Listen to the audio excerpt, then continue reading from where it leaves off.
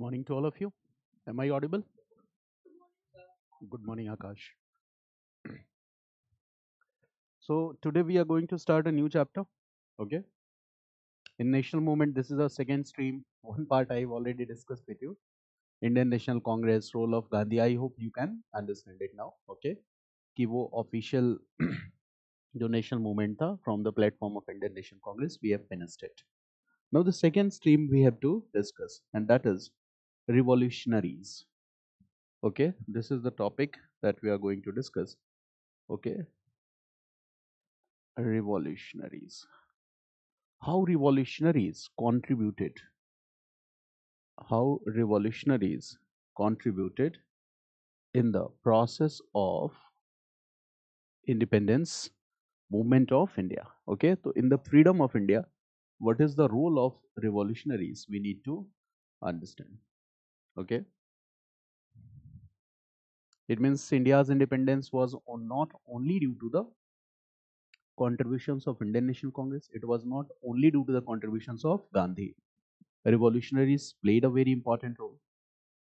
Even the international circumstances played an important role. And I hope that you have some idea about the international circumstances now. Okay, they are also equally important in this process. Now, how revolutionaries contributed. Now, just we have to uh, do what? We have to recall the previous topics that we have studied. Okay, and we will get an insight. For example, revolutionary starts from extremism. ठीक है ना? Revolutionary start from extremism, and the first important revolt, most important revolt, that was revolt of 1857. Okay, this is one of the most important revolt in the process of freedom struggle of India. It is in the mid of 19th century. This is what we can say, that will be better that we can say it was in the second half of 19th century. Second half of 19th century. So this revolt is what? An extremist act or moderate act. Extremist act, ठीक है ना? Because here the purpose is what? देखो, purpose से पकड़ना है. Revolt of 1857 का purpose क्या था? It had two purposes. First purpose was to uproot British rule from India. To uproot British rule from India. India से British शासन को उखाड़ फेंकना था. This was the first purpose. To uproot British rule from India. And the second purpose was to restore Mughal rule in India. ठीक है? This was the second purpose. To restore Mughal power in India. This was the second purpose. So when you will move forward, you will find that in extremism, just I have already discussed with you that 1905 to 1920, the extremists dominate the Indian nation movement. So what is the meaning of Swaraj for the extremist? Uprooting British rule. यही था ना? For extremists, what is the meaning of Swaraj? Uprooting British rule. We don't need any guidance and support from the British, and we are capable of handling our administration. This is the simple meaning. So what you understand here, that the objective is shared or not. 1857 revolt, this objective to uproot British rule from India, and extremists have the same objective, uprooting British rule from India. Revolutionaries had the same objective, uprooting British rule from India. So can we trace back the revolutionary activities, okay, by the period of 1857? Yes, 1857 से इसके growth को हम contribute मान सकते हैं. From 1857, this phase of extremism was taking its shape. So you can say that extremism started taking shape. Extremism started taking its shape after 1857 itself. इसके बाद ही ये क्या कर रहा था? कहीं ना कहीं, okay, this was taking shape because people are not happy with the colonial rule. Now what happens? The next phase of development is what? 1885 to 1905. This also I have already discussed with you. This is the initial 1885 to 1905. This is the initial 20 years. This is the period of initial 20 years in the establishment of Indian National Congress. And what we have already studied, that this period was dominated by moderate. So this period was dominated by moderate politics.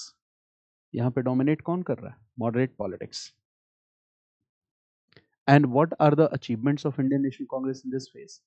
If we'll compare it with the demands of Indian National Congress and achievements of Indian National Congress, demands were okay, catering to the needs of all Indians, but on the other side achievements were negligible. IC 1892 ले दे के वही एक मतलब sufficient achievement था. So we can say here is that in this initial 20 years, okay, comparison to demands, ठीक है, achievements were very few or negligible. Achievement क्या थे? कम थे. And is there any clear expression of political demands of Indian National Congress in these early 20 years? There is no clear expression कि Indian National Congress की demand क्या है, ये बहुत clear ही नहीं था. They are not demanding Swaraj.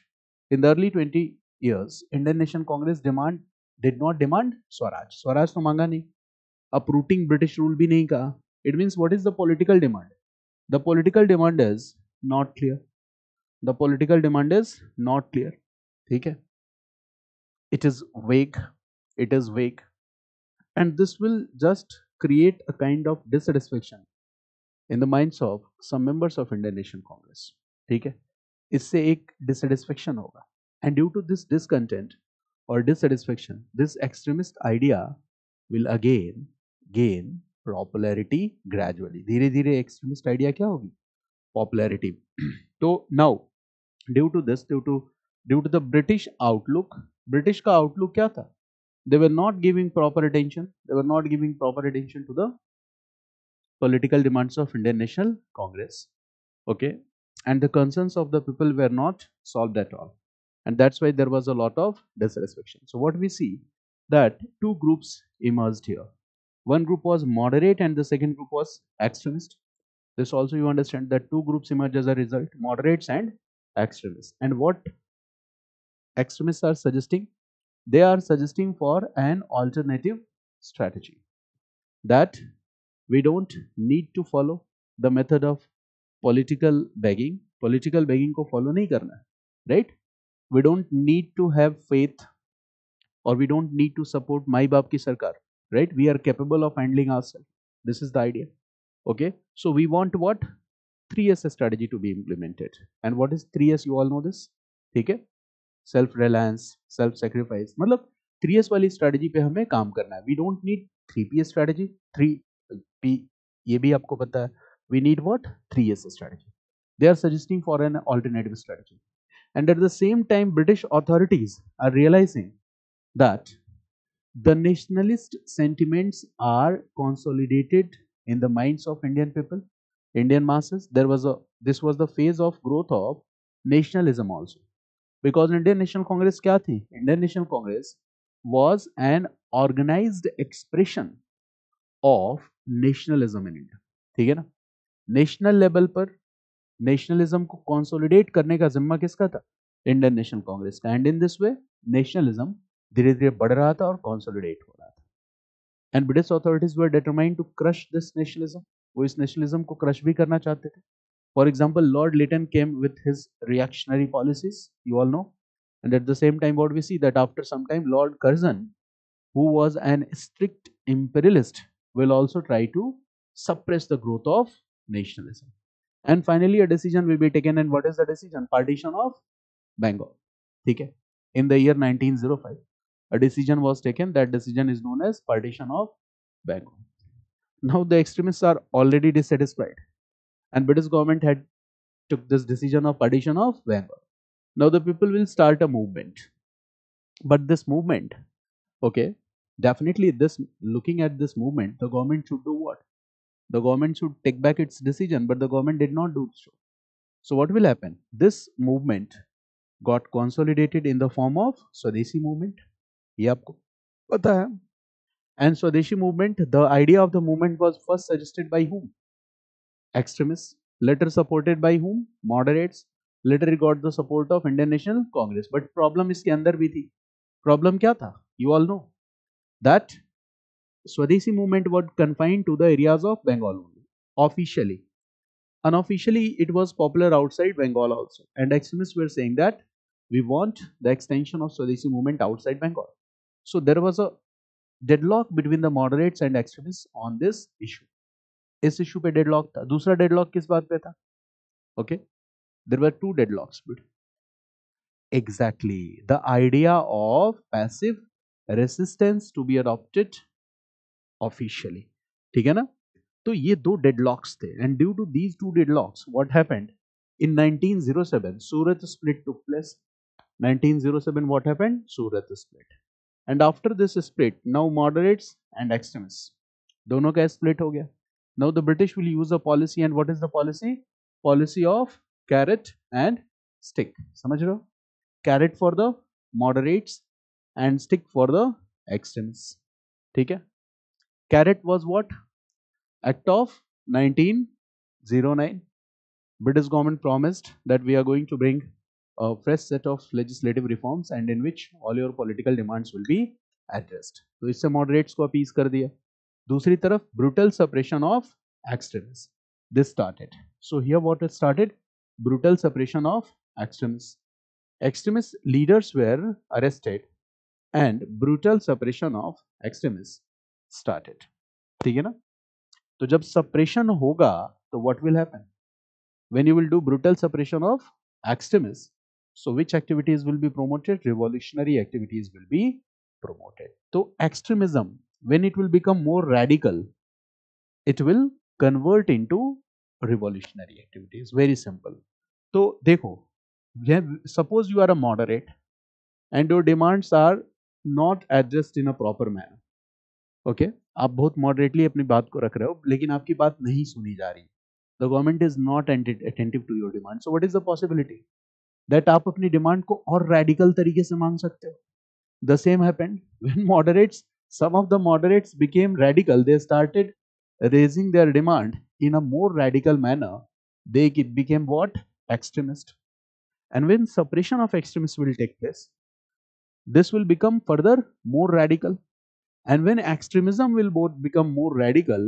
this is called revolutionaries ठीक है ना तो revolutionary जब हम कहते हैं तो extremism is a part of it ठीक है ये बात ध्यान रखना this is extremism ठीक है और revolutionary this is revolutionaries तो extremism is a part of this revolution so what is the additional things in revolutionaries में additional things क्या है जैसे do they believe in the ये एक्सट्रीमिज्म का 3S प्रिंसिपल है दे विल बिलीव और not yes they will believe जितना extremism में पढ़ा था सब यहाँ कॉमन है जैसे extremist believes in what the glorious cultural heritage of India they get motivation from the Indian literature Indian science technology उनको कहना है कि बाहर से हमें सीखने की कुछ जरूरत नहीं है that was the emotionally charge nationalism तो सेम इज रिवॉल्यूशनरी भी क्या है यही है ये इससे अलग नहीं है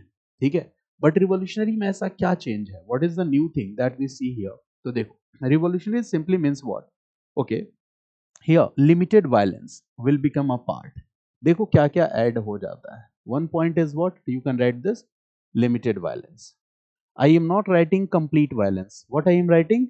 Limited violence. These are additions. ये जोड़ते चले जाओ. Limited violence. They will start believing in the cult of revolver and bomb. ठीक है? Bomb और pistol. तो they will start believing in the cult of revolver and bomb. They will start believing in the cult of revolver and bomb. Limited violence. Limited violence का मतलब क्या है कि killings and assassinations of unpopular British officials. I am writing the word unpopular British officials यानी कि ऐसे British officials जिन्होंने Indians को नुकसान पहुंचाया है right? So here violence means what? You can write here that killing and assassination of killing and assassination of unpopular British officials killing and assassination of unpopular British official which अच्छा इसमें सबसे ज्यादा focus किसको recruit करने पे होगा young people, ठीक है ना, young, read this, okay, focus on the recruitment of, read this, focus on the recruitment of young Indians, recruitment of young Indians, young Indians, students, focus on the recruitment of young Indians and students, ठीक है, जो युवा है वो इस revolutionary activity को ज्यादा बेहतर तरीके से अंजाम दे सकते हैं, ठीक है, तो फोकस होगा कि ज्यादा से ज्यादा युवाओं को, यूथ को क्या किया जाए, अट्रैक्ट किया जाए। दूसरा, यूथ को अट्रैक्ट करने के बाद उनके अंदर किस तरह के वैल्यूज को प्रमोट करना है, तो the values of action, values of action, values of sacrifice, in values को यूथ के अंदर प्रमोट करना है। तो you can write here that promoting the values of action and sacrifice, promoting the values of action and sacrifice among the youth, promoting the values of action and sacrifice among the youth, clear, promoting the values of action and sacrifice among the youth।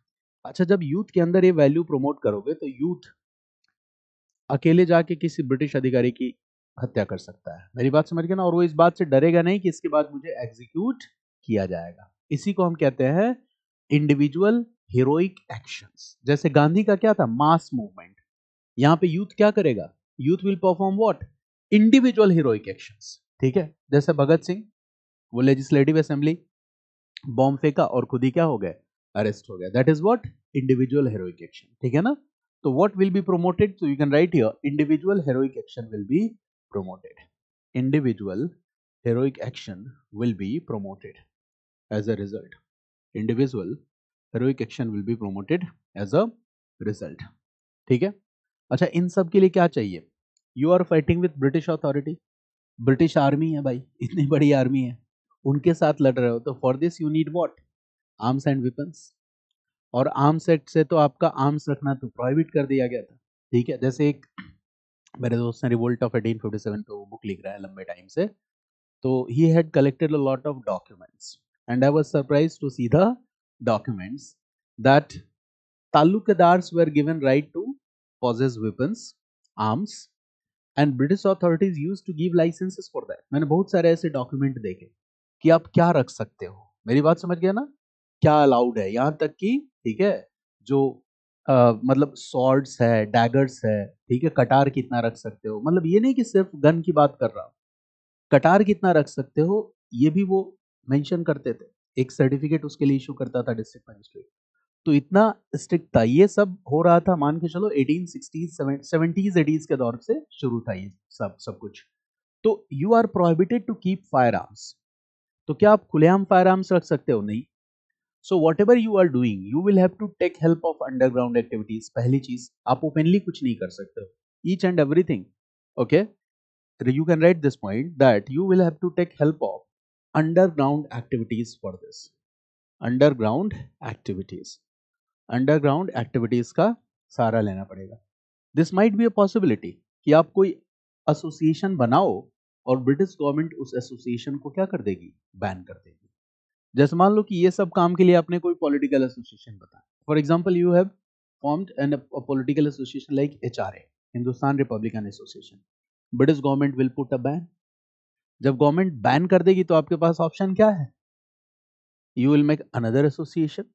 तो HRA का नाम बदल के आपने क्या बना लिया, HSRA बना लिया। अब कुछ समझ में आ रहा है कि इंडियन नेशनल कांग्रेस शुरू के 20 सालों तक चुप क्यों रही थी। Why Indian National Congress was not putting radical demands before British government in the initial 20 years? Because when you do this, British authorities will put a ban on your political association, like they were doing here. So you need to perform what? You need to do what? Underground activities. Plus, okay, in order to get finance, in order to get weapons, this might be a possibility that you will have to conduct robberies that were called political robberies और स्वदेशी डकैती। अंग्रेजों का train आ रहा है, लूट लो, उसमें cash है, उसमें वेपन्स है, आ गया आपके पास, कितना आसान है। For example Kakori conspiracy, that is known as Kakori train action day also, ठीक है। तो अगर आप ऐसा करना चाहते हो तो आपको फाइनेंस के लिए और आर्म्स एंड एम्युनिशन इकट्ठा करने के लिए, right this, conducting political robberies, ये भी एक इंपॉर्टेंट पॉइंट हो गया। कंडक्टिंग पॉलिटिकल रॉबरीज, आपको क्या करना होगा, पॉलिटिकल रॉबरीज को कंडक्ट करना होगा। That is also known as swadeshi डकैती। स्वदेशी डकैती कहते हैं, डकैती भी स्वदेशी डकैती है, ठीक है। Example is Kakori train action day. Kakori conspiracy पुराने हिस्टोरियंस ने लिखा है, बाकी काकोरी यूपी में है, यूपी में पता ही है आपको, बाबा है, बाबा नाम बदल देंगे। So the name is Kakori train action day. Kakori conspiracy का नाम क्या है, काकोरी ट्रेन एक्शन डे, ठीक है ना। चलिए अब एक बात बताओ, कुछ डिफरेंस दिखा एक्सट्रीमिज्म में और रिवॉल्यूशनरी में? What British authorities did after Surat split? Suppression of extremist and extremist leaders were put to jail.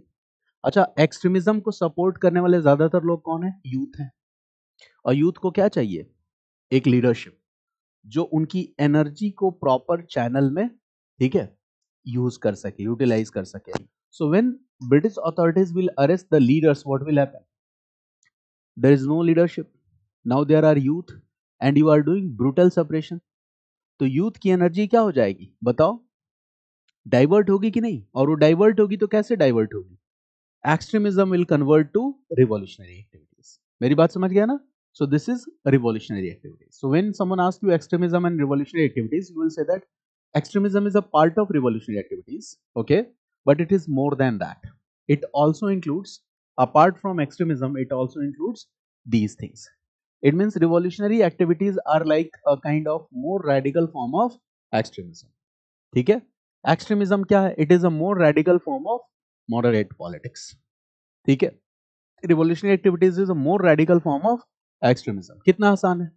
अब जो ये जो रिवॉल्यूशनरी एक्टिविटीज में जो यूथ लगे हुए हैं, okay, what is their aim and objective, we need to understand what is the aim and objective, what is the aims and objectives of the youths who believe in these revolutionary activities.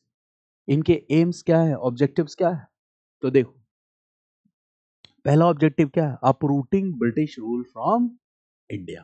ठीक है, ये है कि हिंदुस्तान से British rule को खत्म करना है, इनका सीधा सीधा ऑब्जेक्टिव है।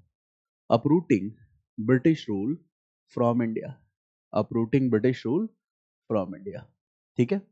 And how it will be done, okay, कैसे ये होगा? तो देखो, अंग्रेज हिंदुस्तान में मुट्ठी भर थे, ठीक है, handful of people, but they were able to rule India by the support of Indians, and they had created a sense of fear in the minds of Indian people. हिंदुस्तानी लोगों के मन में एक डर बैठा दिया था, it was a psychological fear कि अंग्रेजों से हम जीत नहीं सकते, ठीक है, British can never be defeated, okay. और वो पता है, ब्रिटेन और इंडिया में, तो ब्रिटेन कितनी छोटी सी कंट्री है, बट वो कॉलोनीज वाला पूरा एरिया जोड़ लेते थे और कहते थे ब्रिटेन बहुत बड़ा देश है और इसको हराया नहीं जा सकता है, ओके।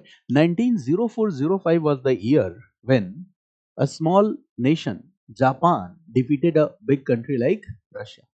रशियन रिवॉल्यूशन में पढ़ाया भी था, R1 वहां पे जो था, ठीक है ना।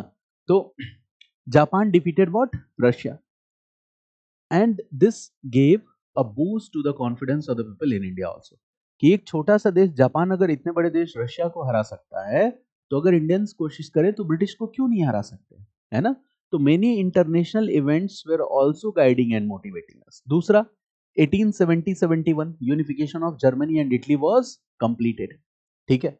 और देखो, पावरफुल मोनार्क से लड़कर इटली को यूनिफाई करा लेना, जर्मनी को यूनिफाई करा लेना, ये बहुत बड़ा टास्क था। And in Italy there was important role of Mazzini, आपको पता है, there was an important role of Garibaldi, and these personalities were also motivating Indian youth and Indian revolutionaries कि डरने की जरूरत नहीं, इंटरनेशनल इवेंट से सीखने की जरूरत है। अगर इंडियंस कोशिश करें तो हिंदुस्तान को ब्रिटिश रूल से क्या किया जा सकता है, आजाद कराया जा सकता है। तो अंग्रेजों ने सबसे पहली चीज क्या यूज की है, जैसे बॉलीवुड की फिल्मों में दिखाता है, ठीक है, घातक और इस तरह की सन्नी देओल की फिल्में, जिद्दी उद्दी देखो पुराने जमाने की, ठीक है। तो उसमें क्या होता है, विलेन जो होता है ना, किसी शहर में लोगों के दिमाग में डर पैदा करता है, और फिर हीरो आता है तो क्या करता है, कहता है मैं इस डर को खत्म करूंगा सबसे पहले। वही कहानी तो यहाँ भी है, अंग्रेजों ने लोगों के दिमाग में क्या किया है, एक डर पैदा किया है, सेंस ऑफ फियर। रिवॉल्यूशनरीज क्या कह रहे हैं कि वो प्रोसेस हम रिवर्स कर देंगे, now we will create sense of fear in the minds of British people, मुट्ठी भर तो लोग हैं। Now we will create sense of fear in the minds of British people. जब उनको लगेगा यार इंडिया में लाइफ सेफ नहीं है, कहीं भी कोई भी रिवॉल्यूशनरी हमें गोली से मार दे रहा है, फिर वो कहाँ भाग जाएंगे? ब्रिटेन भाग जाएंगे। कौन आएगा जॉब करने?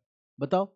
आप लोगों में से जब आप कैडर प्रेफरेंस डालते हो तो कौन सा कैडर प्रेफरेंस डालते हो? चुन के डालते हो कि जहां पे नक्सलाइट एक्टिविटीज ज्यादा नहीं है।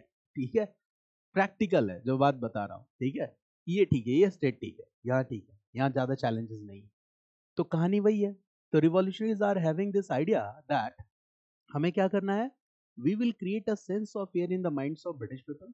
ठीक है, हम उनको डराएंगे, उन पे हमला करेंगे, और इससे क्या होगा, this will remove the sense of fear from the minds of Indian people. जब अंग्रेज डरने लगेंगे तो हिंदुस्तानियों का कॉन्फिडेंस बढ़ जाएगा। और जब ऐसा होगा, so in this way we can consolidate what, feelings और sentiments of nationalism in the minds of Indian people. इससे इंडियन लोगों का मोटिवेशन बढ़ेगा, उनको लगेगा हाँ हम देश को आजाद करा सकते हैं। तो इनका पूरा फोकस यही है, uprooting British rule from India. You can write the second point here, right? That creating creating a sense of fear, creating a sense of fear in the minds of British people in India, in the minds of British people in India, creating a sense of fear in the minds of British people in India. और अब आपको method से पता होगा कि आसानी से इससे सेंस ऑफ फियर क्रिएट किया जा सकता है। Creating a sense of fear in the minds of British people in India. And the second point, right, to remove the fears from the minds of Indian people, to remove the fear from the minds of Indian people, to remove the fear from the minds of Indian people, to remove the fear from the minds of Indian people. ठीक है, right, next point. And in this way, promotion and consolidation of nationalist feelings and sentiments, and in this way, promotion and consolidation of nationalist feelings and sentiments, and in this way, promotion and consolidation of nationalist feelings and sentiments in the minds of Indian people, promotion and consolidation of nationalist sentiments in the minds of Indian people. कुछ idea आया आपके दिमाग में कि extremism से revolutionary की तरफ हम कैसे गए? ओके, नाउ देखो, it is generally considered that revolutionary activities in India started from 1907-08 onwards. ये जनरली माना जाता है कि first phase of revolutionary activities, draw this chart, first phase of revolutionary activities started from 1907-08 onwards. ये 1907-08 onwards start हुआ first phase of revolutionary activities. And the revolutionary activities, okay, first phase of revolutionary activities, okay, were stopped here 1919-20. इस बीच में आके first phase of revolutionary activity यहाँ पे शुरू हो जाता है with the beginning of NCM, beginning of non cooperation movement. ठीक है ना? दूसरी चीज समझो, जब तक नॉन कोऑपरेशन मूवमेंट चलेगा revolutionary activities will be suspended, यानी कि till 1922 this is what, NCM in progress, non cooperation movement in progress, and here revolutionary activities are suspended as a result. Revolutionary activities are suspended. But once NCM will be suspended by Gandhi due to Chauri Chaura incident, आपको पता है what will happen? Gandhi ने यहाँ पे slogan क्या दिया है? Swaraj within 1 year. So this political goal of Swaraj was achieved or not? It was not achieved. और एक और बात यहाँ पे बताऊं फिर मैं आगे बढ़ूंगा। This chart is very much important. अगर एग्जाम में कभी भी क्वेश्चन है तो you will draw this chart. ठीक है ना? देखो, Gandhi's first national satyagraha was, Gandhi's first national interference in Indian politics was, पहला नेशनल इशू क्या था जिसको गांधी ने एड्रेस किया?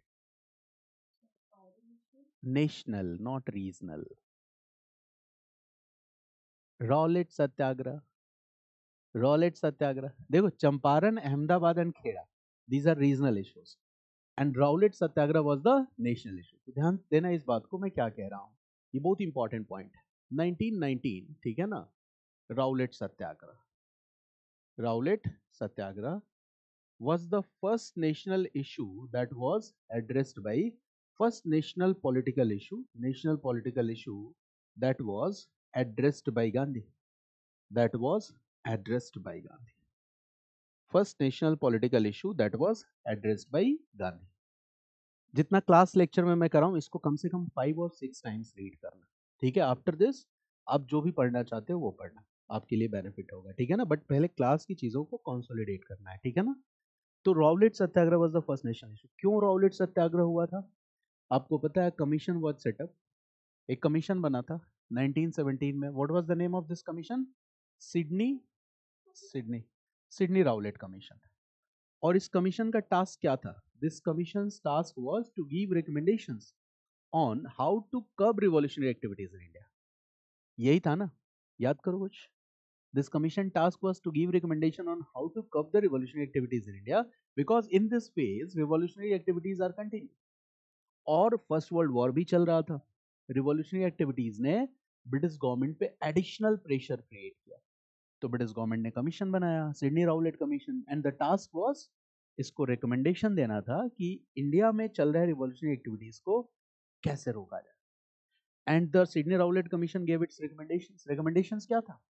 ठीक है, prevention and detention without trial up to the period of 2 years, ठीक है। British authorities don't need warrant to search, to seize और टू अरेस्ट, ठीक है। इनको कोई वारंट की जरूरत नहीं है, आपको अरेस्ट कर सकते हैं और बिना कोर्ट में प्रेजेंट किए हुए 2 साल तक आपको डिटेन कर सकते हैं। ये कितना खतरनाक कानून था। This was called black act. अब आप बताओ कि ये काला कानून लाया क्यों गया था? रिवॉल्यूशनरीज को रोकने के लिए लाया गया था ना। और इस काले कानून का नेशनल लेवल पे विरोध किसने किया? गांधी ने किया। By launching which satyagraha? Rowlatt satyagraha. So will Gandhi win the support and sympathy of revolutionaries also? Yes और नो? लॉजिकली कनेक्ट करो। Yes. So when Gandhi will launch this Rowlatt satyagraha, Congress के सारे नेता चुप बैठे। राउलेट सत्याग्रह को क्या इंडियन नेशनल कांग्रेस का ऑफिशियल सपोर्ट था? यस और नो? नो। ठीक है, अब समझो कहानी। Rowlatt Satyagraha was not officially supported by Indian National Congress. और हो क्या रहा है कि Rowlatt act was opposed by Gandhi and Gandhi launched a satyagraha movement at the national level and he raised this issue. ये ब्लैक एक्ट है। और इसी राउलेट सत्याग्रह से जालियांवाला मैसेकर और तमाम तरह की घटनाएं जुड़ती हैं। Now Gandhi will be able to support the sympathy and confidence of revolutionaries. And when Gandhi will start his non-cooperation movement and he will give the political objective that we will get Swaraj within 1 year, what will be the obvious stand of revolutionaries? Revolutionaries will support Gandhian movement or not? बताओ, अगर आप revolutionary रहोगे तो क्या decision लोगे? You will support Gandhian movement. तो revolutionaries ने Gandhian movement को सपोर्ट किया and revolutionary activities were suspended during this time. और गांधी ने क्या किया? In his political objective he successfully combined two meanings of Swaraj, moderate and extremist meaning. इसलिए मैं कहता हूं गांधी बहुत मजे हुए राजनेता थे। He was an expert statesman, ठीक है। स्पिरिचुअल उनका इमेज है, बट देखो मैंने क्या कहा था आपको कि गांधी के स्पिरिचुअल सक्सेसर विनोबा भावे हुए, मतलब आदमी एक, पर्सनालिटी दो, ठीक है। Spiritual successor was Vinoba Bhave, political successor was Jawaharlal Nehru. और इधर पटेल भाई साइड में आ गए, नीलकंठ बना दिया गया उनको, ठीक है। तो this is the story, okay. Now what will happen, you can write this point, यहां पे फिर से लिखो कि Gandhi's meaning of Swaraj, Gandhi's meaning of Swaraj accommodated moderate plus extremist meaning both. Gandhi's meaning of Swaraj accommodated moderate meaning plus extremist meaning both. Gandhi's meaning of Swaraj accommodated moderate meaning as well as extremist meaning both.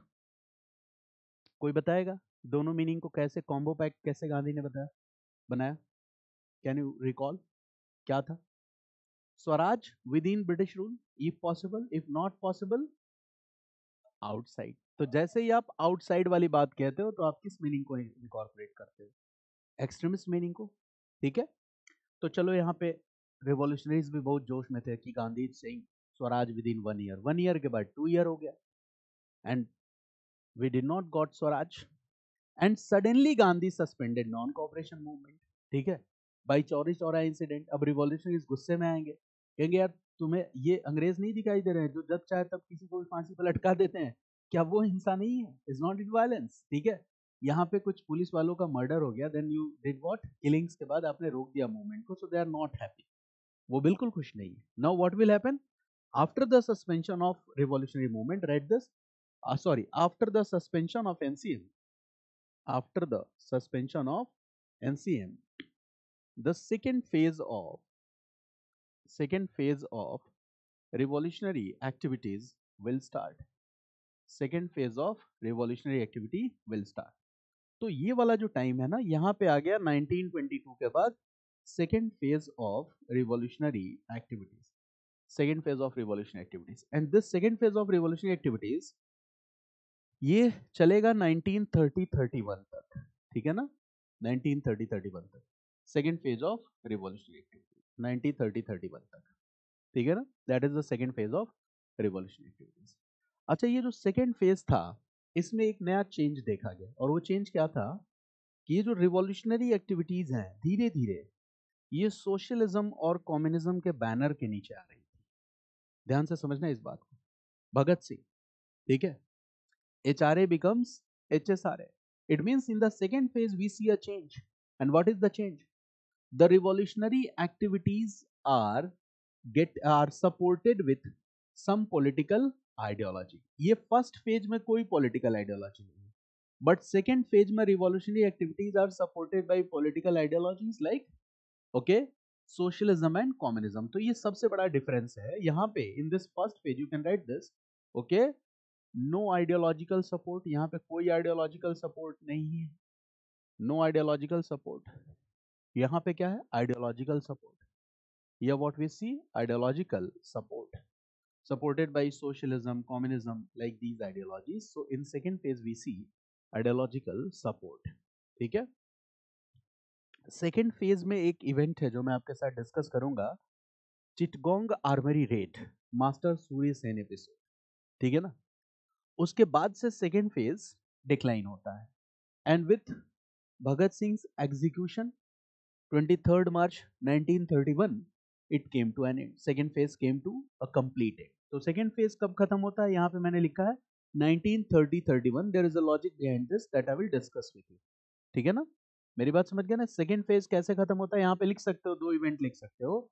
You can write here Chittagong armoury raid 1930 वाला लिख लो, Chittagong armoury raid, Chittagong armoury raid, और 31 में लिख लेना execution of Bhagat Singh. इसके साथ second phase came to an end, Chittagong armoury raid, execution of Bhagat Singh, second phase came to an end, ठीक है ना, clear. Now we are coming to the third phase, right this, third phase, third phase, third phase. Now here we see revolutionary activities, but here revolutionary activities, okay, अब ये किस में आ जाएगा? ये धीरे धीरे सोशलिज्म, कम्युनिज्म, ठीक है ना, इन आइडियाज को लेके आगे बढ़ेगा 30s में, इन 1930s, ठीक है ना। And here you will see that prominent और इमर्जिंग सोशलिस्ट वर जवाहरलाल नेहरू, सुभाष चंद्र बोस, ये प्रोमिनेंट और इमर्जिंग सोशलिस्ट थे, जवाहरलाल नेहरू, सुभाष चंद्र बोस। फिर when you will enter 1940s, okay, you will see here Indian National Army movement, INA, ठीक है, Indian National Army movement, ठीक है, this is an important, you can say act, RIN mutiny, ठीक है, Subhash outlook, Subhash outlook, इन सबको भी हम रिवॉल्यूशनरी एक्टिविटीज में रख सकते हैं, we can put them in the revolutionary activities category, ठीक है ना। बट यहाँ पे नेचर बदला हुआ है रिवॉल्यूशनरी एक्टिविटीज का, मेरी बात समझ गया ना। फर्स्ट फेज के बाद सेकेंड फेज में भी नेचर बदला है, सेकेंड फेज के बाद थर्ड फेज में भी नेचर बदला है, and we need to understand the nature, ठीक है। Have you got some idea? ठीक है, यहाँ पे क्या होगा, यहाँ पे we will read one topic, you can mention one topic, right this, growth of socialism and read this growth and develop ऐसे लिखो like read like this that the contribution of socialist and communist ideology contribution of socialist and communist ideologies in the process of independence of India. इस बात को भी हम समझें contribution of socialist and communist ideologies in the process of independence of India. ठीक है, यहाँ बहुत सारे टॉपिक्स आएंगे, ये इतना मतलब ऐसे मैंने लिख दिया है, दिस जस्ट अ इंडिकेशन. ठीक है, we are going to read a lot of things here. और क्वेश्चन पूछने में क्या है, नया ट्रेंड क्या है कि now questions are being asked from these areas. Generally class में क्या होता है, इस पे टाइम कम दिया जाता है and UPSC knows the pattern that how institutes are doing, what students are reading, उनको भी ये पता है. ठीक है, तो वो ऐसे एरियाज पे फोकस करते जहाँ पे आप ज्यादा ध्यान नहीं देते. मेरी बात समझ गया ना, तो वहाँ पे आप ट्रैप हो जाते हो क्वेश्चन में. तो अगर आपको पहले से पता है तो वहाँ एक बार थोड़ी मेहनत अगर अच्छे से कर लोगे तो क्वेश्चन वहाँ से गलत नहीं होंगे. नाउ देखो, ऐसा तो है नहीं कि यहाँ पे first page start from 1907-08. So prior to this also some revolutionary activities were seen. Read this, prior to 1907-08 some revolutionary activities were seen. इसके पहले भी कुछ revolutionary activities थे जिसको हम समझेंगे. Prior to this also some revolutionary activities were seen. एक और बात आपको ध्यान रखना है कि इंडिया में revolutionary activities का सेंटर कौन सा होगा, सबसे प्रोमिनेंट सेंटर कौन सा होगा, गेस करो. एग्जैक्टली, सबसे प्रोमिनेंट सेंटर बंगाल, बॉम्बे, पंजाब. ठीक है, इस तरह से सेंटर्स होंगे. अच्छा, revolutionary activities will be carried forward from inside India and outside India also. ठीक है, आउटसाइड ऑल्सो, ये भी बहुत मजेदार बात है कि inside India and outside India इनका एक्सटेंशन, ठीक है, केवल नेशनल नहीं है, इंटरनेशनल भी है. This point also you should know that revolutionary activities were popular. ऐसे एक revolutionary activities okay were promoted inside India also, inside India भी organizations से and outside India also. ठीक है, तो एक इंटरनेशनल मतलब लेवल पर ये चीजें चल रही थी, inside India and outside India both. ठीक है, got it. Now we will discuss some facts and we are entering into the first page, but first page के पहले भी first page starts from 1907-08, but prior to this, इसके पहले, but prior to this some revolutionary activities were seen, and these revolutionary activities were sporadic in nature, sporadic in nature. ठीक है, बिखरी हुई हैं, कुछ ऑर्गेनाइज नहीं है, but prior to this some revolutionary activities were seen. For example, year 1897, these facts are important for prelims, so you must write year 1897. Okay, right. Chapekar brothers, Chapekar brothers, year 1897. Chapekar brothers killed or assassinated. Chapekar brothers killed or assassinated. Killed or assassinated. Okay. Two unpopular British officers at Pune. Chapekar brothers killed or assassinated two unpopular British officials at Pune. ठीक है, and the name of these British officials were Rand and Amherst. Rand and Amherst. इनको मार दिया. ठीक है, पूना. ये घटना कहाँ की है, Poona. Now try to understand this event. Why Chapekar brothers, ठीक है, killed, okay, two British officials, because these two British officials were unpopular. Why unpopular? Because they were the plague commissioner. वो प्लेग कमिश्नर थे और ये वो टाइम था जब पूना में आउटब्रेक ऑफ प्लेग फैला हुआ था. And as an administrator how they dealt with that this situation was very inhuman. और वो इनह्यूमन कैसा था, देखो, अगर बीमारी है तो जिसको बीमारी है उसको इलाज चाहिए, but what they were doing, those who were affected from plague, they were forcefully taken from their homes. Corona वाला सीन याद कर लो, ठीक है. And they were kept in the relief camps, and relief camps the people died in the lack of water, in the lack of food, proper facilities were not given. मेरी बात समझ गया ना? तो ये क्या था? Inhuman treatment of the people, insensitive behavior of the administration, and instead of, in the name of providing relief, the people were tortured. ठीक है, तो उसका बदला लिया. They killed what? Officer Rand and Amherst. ठीक है ना? तो 1897 की ये घटना है, और इसमें क्या किया गया है? किलिंग और assassination has been used as a method. ठीक है, बट यहाँ पे किलिंग और assassination किसका किया गया है? Unpopular British official. ठीक है ना? Now the second important point what we see, the revolutionaries will also read the second point. Okay, revolutionaries formed some secret societies also. Revolutionaries formed some secret societies also. Why secret societies? Secret societies का जरूरत क्यों है? Secret तो बनाना ही पड़ेगा ना, because British authorities will okay ban it. ठीक है, आपका ऑब्जेक्टिव है अपरूटिंग ब्रिटिश रूल, तो वो क्यों सरवाइव करने देंगे फॉर. और यहाँ पे इंपॉर्टेंट रोल किसका है? Right, revolutionary V D Savarkar and his important associates. V D Savarkar and his important associates. V D Savarkar and his important associates. नाम क्या है? जैसे इन सीक्रेट सोसाइटीज का नाम क्या है? दो बहुत ही पॉपुलर है. एक का नाम है अभिनव भारत. Write this, Abhinav Bharat, Abhinav Bharat. और ये सब पहले हो रहा है 1907-08 से. And this is what? Mitra Mela.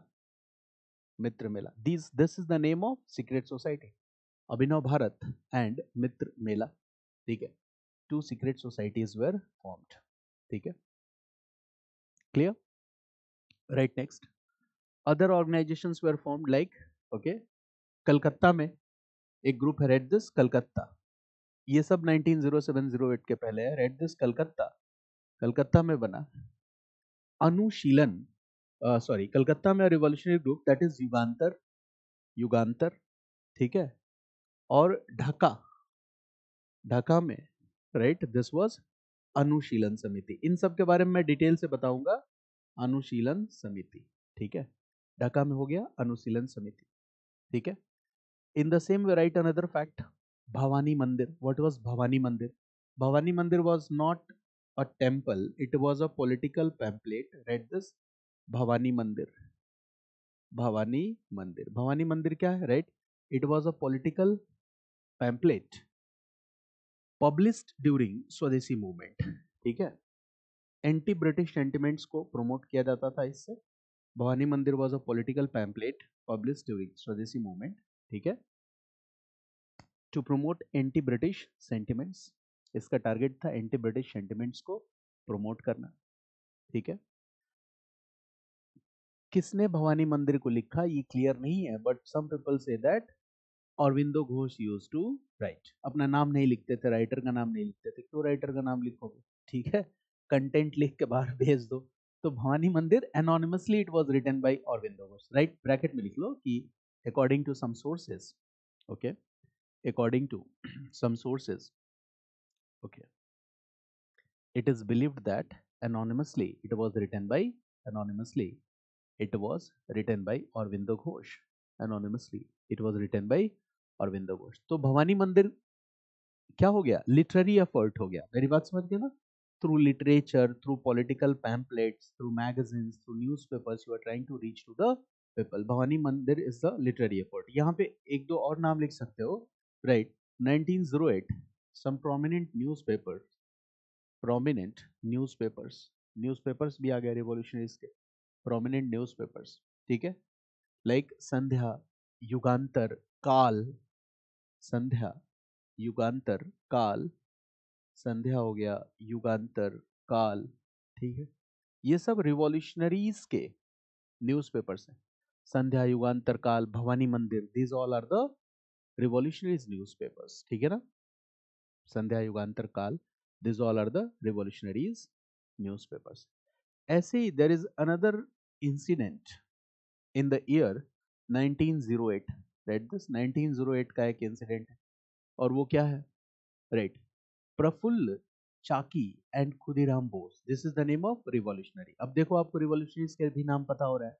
1908 what happened, Prafulla Chaki and Khudiram Bose, Prafulla Chaki and Khudiram Bose, इन्होंने क्या किया, okay right, they threw a bomb at a carriage, बग्घी जिसको कहते हैं, right, they threw a bomb at a carriage, they threw a bomb at a carriage, एक carriage पे bomb फेंका, ठीक है, और ऑब्जेक्टिव क्या था, right this, the target was to kill district जज ऑफ मुजफ्फरपुर किंग्सफोर्ड, ठीक है, the target was to kill, the target was to kill district जज of Muzaffarpur, of Muzaffarpur, Douglas Kingsford, Douglas Kingsford, ये टारगेट पे था, डगलस किंग्सफोर्ड, ठीक है, बट उस दिन वो उसमें बैठा ही नहीं था, रोज आता था उसी बग्घी में,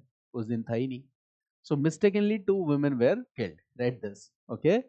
Target was Douglas Kingsford, right? But mistakenly two women were killed. But mistakenly two women were killed. अच्छा देखो यहाँ एक इतनी इंपॉर्टेंट बात बताऊंगा, गिल्ट कितना ज्यादा हुआ प्रफुल्ल चाकी को, टारगेट था डगलस किंग्सफोर्ड और two British women were killed, Prafulla Chaki shot himself, खुद को गोली मार लिया उसने। That's why I use the word limited violence. अब समझ गया ना क्यों हम यूज वर्ड कर रहे हैं, limited violence, unpopular British officials killings only, ठीक है, टारगेट किंग्सफोर्ड था, तो right this, Prafulla Chaki shot himself, Prafulla Chaki shot himself, Prafulla Chaki shot himself, Prafulla Chaki shot himself, खुद को गोली मार लिया, ठीक है, and Khudiram Bose was later arrested and hanged. Khudiram Bose was later arrested and hanged. Khudiram Bose was later arrested and hanged. और ये incident कहाँ हुआ है, मुजफ्फरपुर में, टारगेट कौन था, मुजफ्फरपुर का डिस्ट्रिक्ट जज। So this case is called Muzaffarpur conspiracy case, right this case is called Muzaffarpur conspiracy case, this case is called Muzaffarpur conspiracy case, ठीक है ना, the case is Muzaffarpur conspiracy case. अब आप बताओ कुछ आइडिया हुआ, when I say individual heroic action, what Prafulla Chaki and Khudiram Bose did was individual heroic action और not, है, Chapekar brothers did, that is individual heroic action और not, that is limited violence or not, yes, killing and assassination of unpopular British officials or not, yes, believing in the cult of revolver and bomb, yes, creating a sense of fear in the minds of British people, yes, are they supported by any ideology, क्या इनके पीछे कोई ideology काम कर रही है, कोई ideology नहीं है, इनको इतना समझ में आता है कि यहाँ हमें अंग्रेजों को डराना है और यहाँ से भगाना है। तो अब आपको डेफिनेशन समझ में आ गया, what is the difference between extremism and revolutionary activities. Definition is clear. With these examples, now we are going to discuss the revolutionary activities in detail. For example, I told you that epicenter for everything was Bengal at that time. Bengal हर चीज का epicentre था। सबसे पहले British rule भी establish कहाँ पे हुआ, बंगाल में, ठीक है, British got the right to collect land revenue from Bengal, diwani rights, ठीक है, तो Bengal was the centre. Social religious reforms भी कहाँ स्टार्ट हुए, बंगाल में, revolts and rebellion seen in Bengal, okay, तो बंगाल वॉज द एपिसेंटर और the main centre of revolutionary activities. और बंगाल के बाद ये एक्सपेंशन कहाँ होता है, महाराष्ट्र में, बंगाल के बाद ये एक्सपेंशन कहाँ होता है, पंजाब में, पंजाब भी बहुत ही इंपॉर्टेंट सेंटर है। I will discuss Ghadar movement with you, Ghadar आंदोलन क्या है।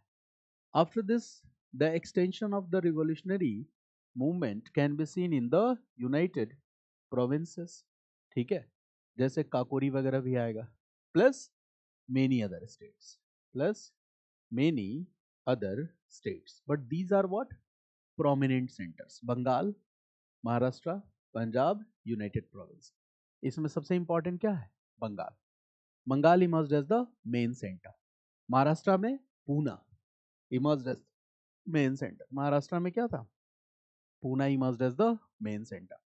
ठीक है। नाउ एक तो हमने देखा individual heroic action.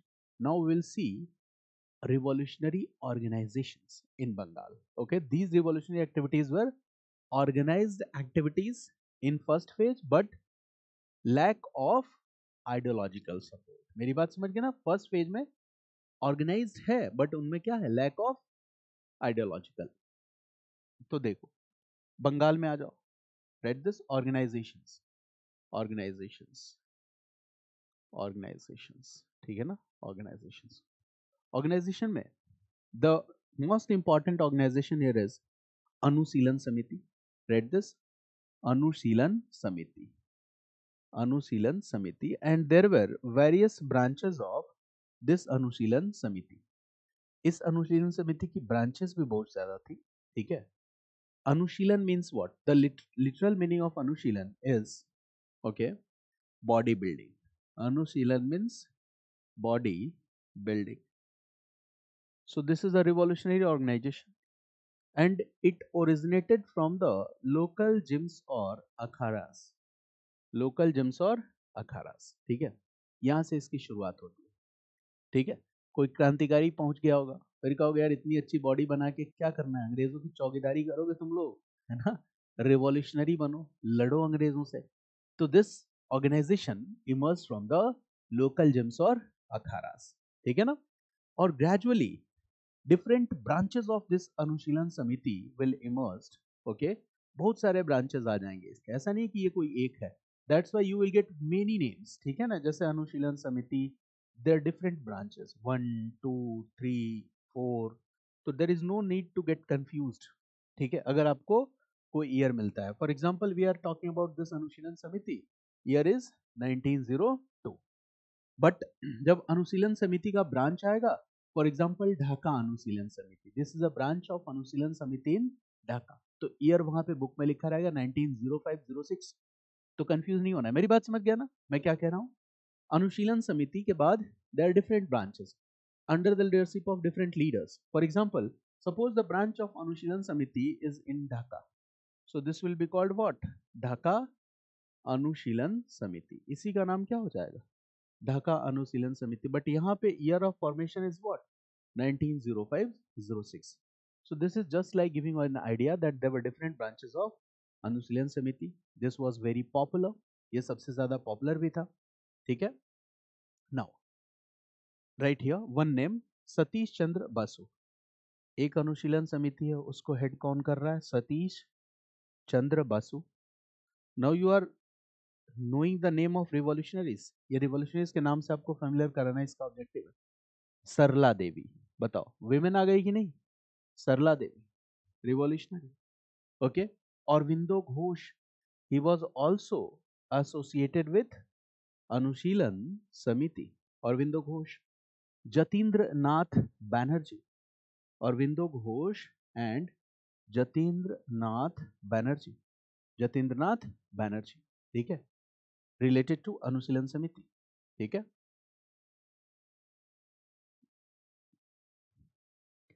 Right. Anushilan Samiti was the most important or parent revolutionary organization in Bengal. ये सबसे important था.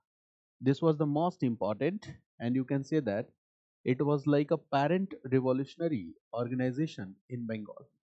It was like a parent revolutionary organization in Bengal. ठीक है। अब यहाँ पे क्या है? Read this. Okay. A journal started. Read this. A journal started and this journal became the mouthpiece of revolutionaries in Bengal. Mouthpiece of revolutionaries in Bengal. ठीक है? This journal became the mouthpiece of revolutionaries in Bengal. The name of this journal was Yugantar. Yugantar. The name of this journal was Yugantar. Yugantar. ठीक है ना? Read this. Founder was Barindra Ghosh and Bhupendra Nath Dutt. Founder of Yugantar was, read this. अब यहाँ पे दो नाम आ गए, ये जर्नल है, यहाँ पे युगांतर क्या है, जर्नल है। One name is Barindra Ghosh, Barindra Ghosh, देखो कुछ रिलेट करो, Aurobindo Ghosh, Barindra Ghosh, they are the brothers. ऐसे ही VD Savarkar, GD Savarkar, they are the brothers, Vinayak Damodar Savarkar, Ganesh Damodar Savarkar, ठीक है। तो यहां तक कि एक फैमिली में दो ब्रदर्स हैं तो दोनों ने अपनी लाइफ कुर्बान कर दी आजादी के लिए। तो कंट्रीब्यूशन चापेकर ब्रदर्स, कंट्रीब्यूशन कितना बड़ा है आप समझ पा रहे हो, ठीक है ना। सो बारिंद्र घोष एंड भूपेंद्र नाथ दत्त, और भूपेंद्र नाथ दत्त नरेंद्र नाथ दत्त, नरेंद्र नाथ दत्त कौन है, विवेकानंद, मेरी बात समझ गए। तो भूपेंद्र नाथ दत्त, बारिंद्र घोष एंड भूपेंद्र नाथ दत्त, भूपेंद्र नाथ दत्त। अब एक बात बताओ, जैसे आगे गदर मैगजीन आपको बताऊंगा, और गदर मैगजीन के बाद गदर पार्टी भी बताऊंगा, ये बिल्कुल वैसा है। जर्नल क्या है, युगांतर, और फिर क्या होगा, एक जैसे अनुशीलन समिति है रिवॉल्यूशनरी ऑर्गेनाइजेशन, वैसे ही एक रिवॉल्यूशनरी ऑर्गेनाइजेशन आएगी जिसका नाम क्या होगा, युगांतर। ये बिल्कुल वैसे ही है जैसे गदर न्यूज़पेपर के बाद गदर पार्टी बन जाती है, वैसे ही क्या है, युगांतर जर्नल के बाद युगांतर पार्टी। तो बंगाल में दूसरी इंपॉर्टेंट रिवॉल्यूशनरी ऑर्गेनाइजेशन क्या होगी, देखो अब यहाँ कंफ्यूज नहीं होना, this is a political journal also, this is the most important revolutionary organisation in Bengal, Anushilan Samiti. Now second point, write this, Yugantar, Yugantar again this is a revolutionary organisation also, ये रिवॉल्यूशनरी ऑर्गेनाइजेशन भी है, ठीक है। ईयर क्या है, 1906, रिवॉल्यूशनरी ऑर्गेनाइजेशन थी, ठीक है। There is the second important revolutionary organisation in Bengal, ठीक है, जुगांतर ग्रुप बंगाल। अब there are important leaders associated with this Jugantar group, write some names so that you could be familiar with the name of revolution also. For example, right, Barindra Ghosh, बाघा जतिन, ये लोग जुगांतर से जुड़े हुए थे। One name is Barindra Ghosh, the second name is Bagha Jatin, Bagha Jatin. Bhupendra Nath Bose, Bhupendra Nath, Bhupendra Nath, ठीक है। रास बिहारी बोस, भूपेंद्र नाथ दत्त, ठीक है। रास बिहारी बोस, रास बिहारी बोस, रास बिहारी बोस, ठीक है, रास बिहारी बोस। दूसरी बात आपको समझनी है, जैसे अनुशीलन समिति हमने लिखा ना, ओके, अनुशीलन समिति में एक इंपॉर्टेंट नेम है, ढाका अनुशीलन समिति में Pulin Behari Das, Pulin Behari Das, it is also the name of a revolutionary, you can write here an important name, that is Pulin Behari Das, Pulin Behari Das, जो कि ढाका अनुशीलन समिति से जुड़े हुए थे, ठीक है, पुलिन बिहारी दास, ठीक है। Now what these organisations will do, अब ये ऑर्गेनाइजेशंस क्या करेंगे, अब बताओ, will they believe in the cult of bomb and revolver, yes. तो कल्ट ऑफ बॉम्ब में विश्वास करते हो तो मैन्युफैक्चर भी करना पड़ेगा ना, बॉम्ब बॉम्ब बनाना पड़ेगा, इसके लिए फैक्ट्री वैक्ट्री लगानी पड़ेगी, अंग्रेजों से छुप के। बॉम्ब बनाना सीखने के लिए या रिवॉल्यूशनरी एक्टिविटीज सीखने के लिए अपने मेंबर्स को आप पेरिस भेज सकते हो, रशिया भेज सकते हो मिलिट्री ट्रेनिंग के लिए, वहां से ये लोग ट्रेनिंग लेके आएंगे और फिर अंग्रेजों को हिंदुस्तान से भगाएंगे। तो ये सब इनका काम था, यहाँ पे कोई ऐसा आइडियोलॉजिकल सपोर्ट हमें नहीं दिखता है, but yes they were highly organized, they will send their members, okay, even to the other countries like Paris, Russia to get the military training, ठीक है। पेरिस और रशिया जैसी कंट्रीज में भेजकर अपने मेंबर्स को मिलिट्री ट्रेनिंग दिलवाना भी इनका एक इंपॉर्टेंट ऑब्जेक्टिव था। Got it. Now I am going to discuss some important cases here, right, important cases, important cases, important cases, important cases, important cases, important cases, जैसे अनुशीलन समिति, राइट दिस, अनुशीलन समिति, इससे जुड़े हुए इंपॉर्टेंट कुछ केसेस हैं, सब important cases, let's discuss, okay. One case is Barisal conspiracy case. अच्छा, अनुशीलन समिति की 500 से ज्यादा ब्रांचेस थी, ठीक है। अब इससे आप अंदाजा लगा सकते हो, read this, Barisal conspiracy case, this is a case, Barisal conspiracy case, conspiracy case, Barisal conspiracy case, ठीक है। ईयर क्या है? 1913। This case year is 1913। Now क्या हुआ था बारिसाल कॉन्स्पिरेसी केस में? This I am going to discuss with you. Barisal conspiracy case, तो first the word Barisal. So Barisal is what? Barisal is a district of West Bengal. You can write this. Barisal क्या है? It is a district of West Bengal. West Bengal का एक district है. ठीक है. Right, next point. What is the conspiracy here?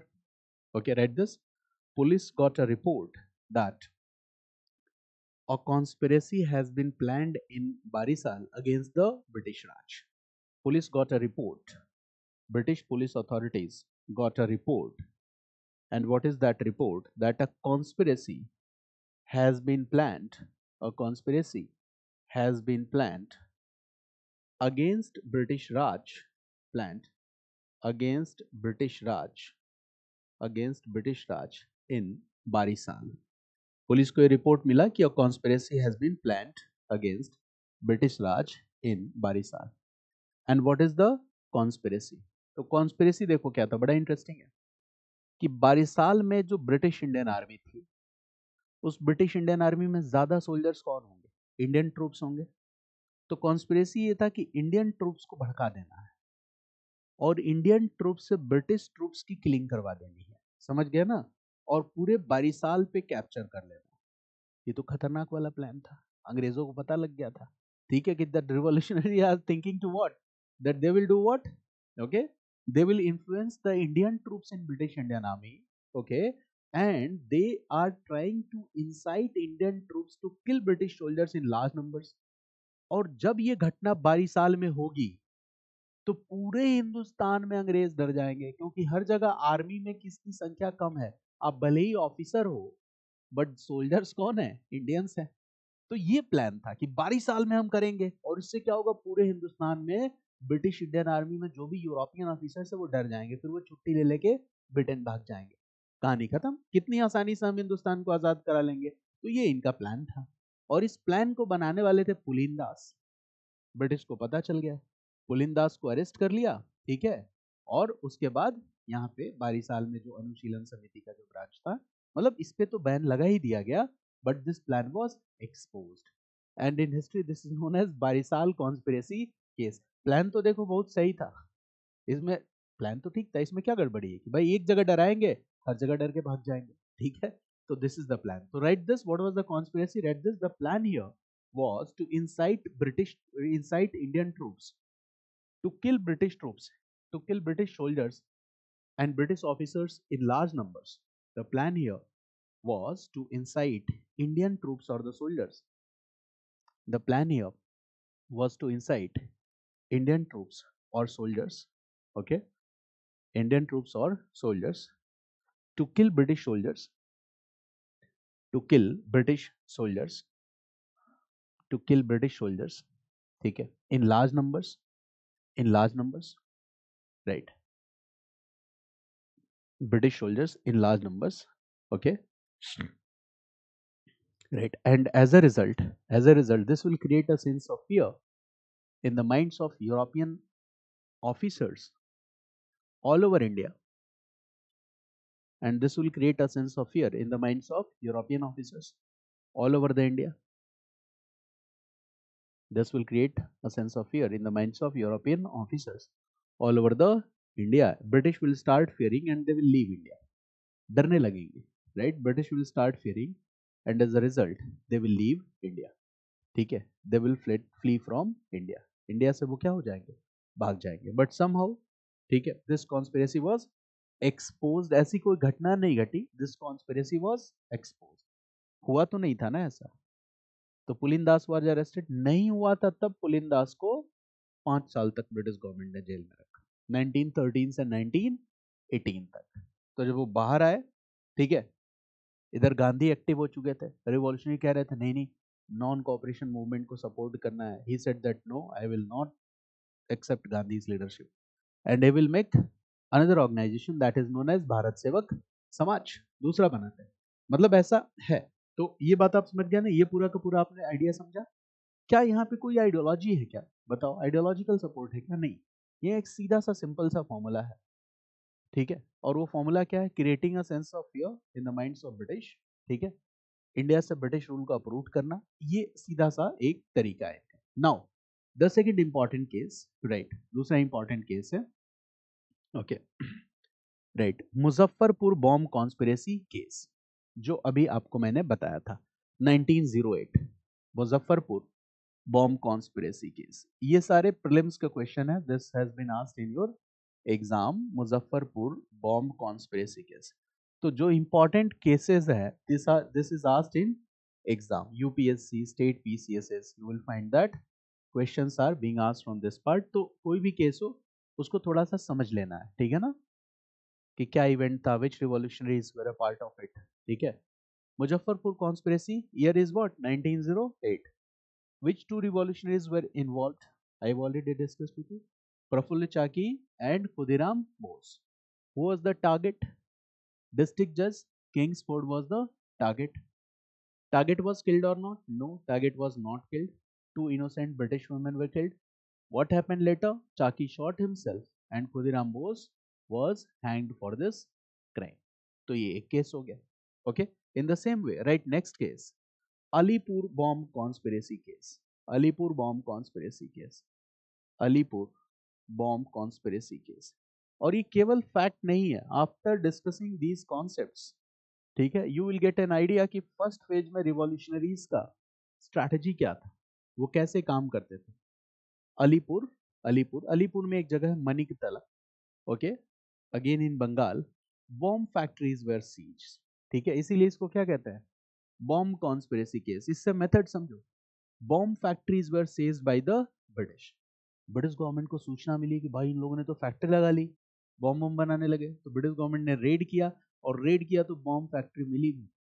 तो यहाँ पे किसको अरेस्ट करके ले गए, बारिंद्र घोष को और अरविंदो घोष को, ठीक है, इन लोगों ने बॉम्ब फैक्ट्री लगा दी थी, and this is called Alipur bomb conspiracy case. Okay, read this, bomb factories were seized, bomb factories were seized, bomb factories were seized, ठीक है, Arvind Ghosh and Barindra Ghosh were arrested in this case, ठीक है, Aurobindo Ghosh and Barindra Ghosh were arrested in this case, ठीक है, Alipur bomb conspiracy case, ठीक है। और जब मुकदमा ये चलता था तो एम्परर वर्सेस ऐसे होता था, एम्परर वर्सेस, मतलब ये अपराध किसके खिलाफ है, ब्रिटिश क्राउन के खिलाफ है ना, मुकदमा ऐसे होगा, emperor versus Aurobindo Ghosh and others, ठीक है, तो Aurobindo Ghosh was the main culprit here, ठीक है, तो ये मुकदमा भी चला, ठीक है। 1908-09 में ये मुकदमा काफी पॉपुलर रहा था, और अलीपुर बॉम्ब कॉन्स्पिरेसी केस, ठीक है ना, I hope you have got this idea, ठीक है। अब आप ये बताओ कि by this discussion, okay, first phase of, अब इसमें कुछ there are some sporadic facts, when I will discuss PYQs I will cover that, ठीक है ना, कि जैसे कोई केस है उसमें कौन कौन से रिवॉल्यूशनरीज हैं, क्या मामला है, वो हम उसमें कवर कर लेंगे। फिलहाल यहाँ पे हमारा ऑब्जेक्टिव कॉन्सेप्ट को समझना था, और वो कॉन्सेप्ट अब हमने समझा कि वो कॉन्सेप्ट क्या है। If we will look at this, prior to 1907-08 or after 1907-08 and before NCM, do we see revolutionary activities here? The answer is yes. Are these revolutionary activities backed with any ideology, ideological support? The answer is no. These revolutionary activities are only individual activities or organized activities also? Both.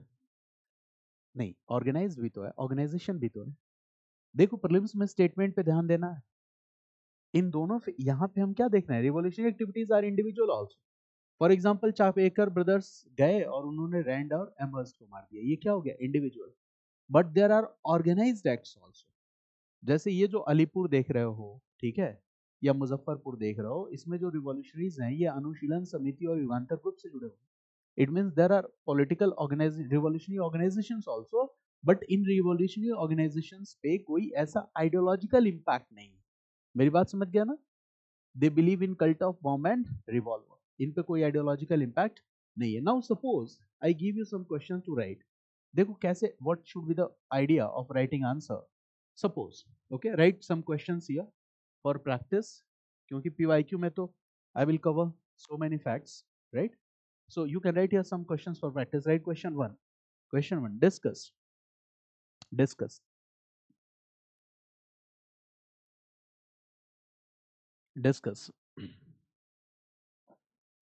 the main programs. Discuss the ideology of, discuss,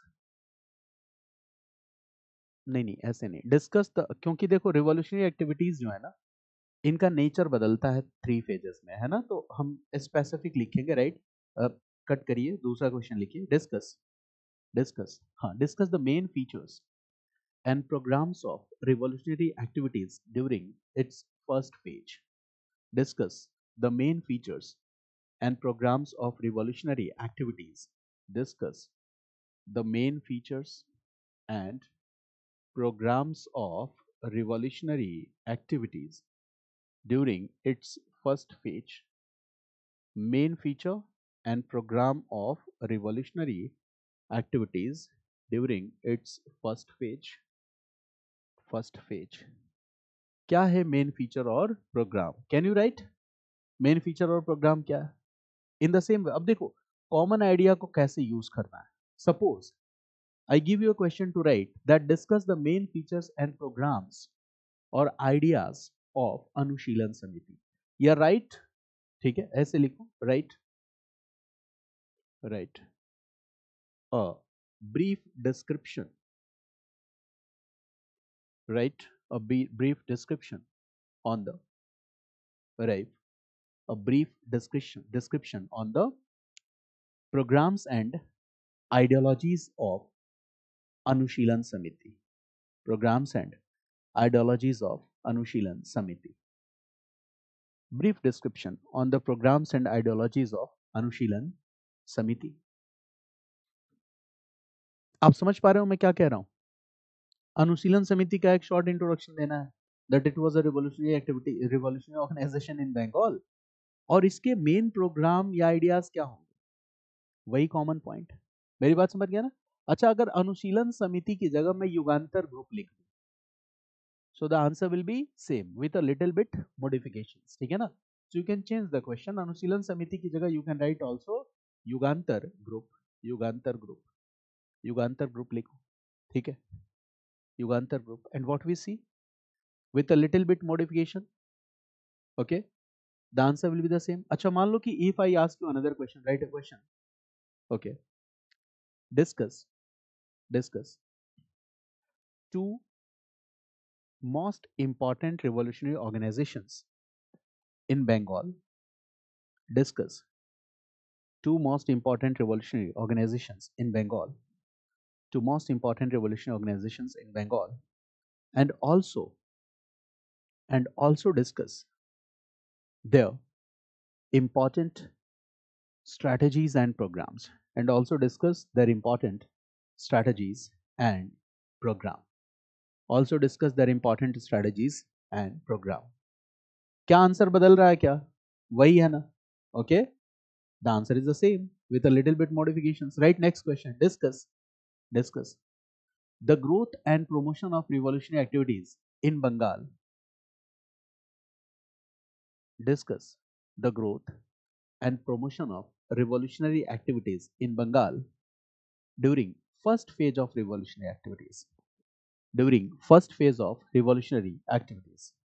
During first phase of revolutionary activities. आगे जब second phase बता दूंगा तो आप complete लिख सकते हो, right? During first phase of revolutionary activities लिख सकते हो. देखो इस चैप्टर से आंसर लिखना थोड़ा डिफिकल्ट होता है. So what is the best way कि we should get idea of some names. कुछ रिवॉल्यूशनरीज के नेम्स पता होने चाहिए, कुछ रिवॉल्यूशनरी ऑर्गेनाइजेशंस का नाम पता होना चाहिए, उनका मेथड और प्रोग्राम पता होना चाहिए, उनका पॉलिटिकल ऑब्जेक्टिव पता होना चाहिए, ठीक है ना? जब सेकेंड फेज पढ़ लो तो फर्स्ट फेज और सेकेंड फेज में क्या डिफरेंस है ये पता होना चाहिए, फिर एक्सट्रीमिज्म और रिवॉल्यूशनरी एक्टिविटीज में क्या डिफरेंस है ये पता होना चाहिए.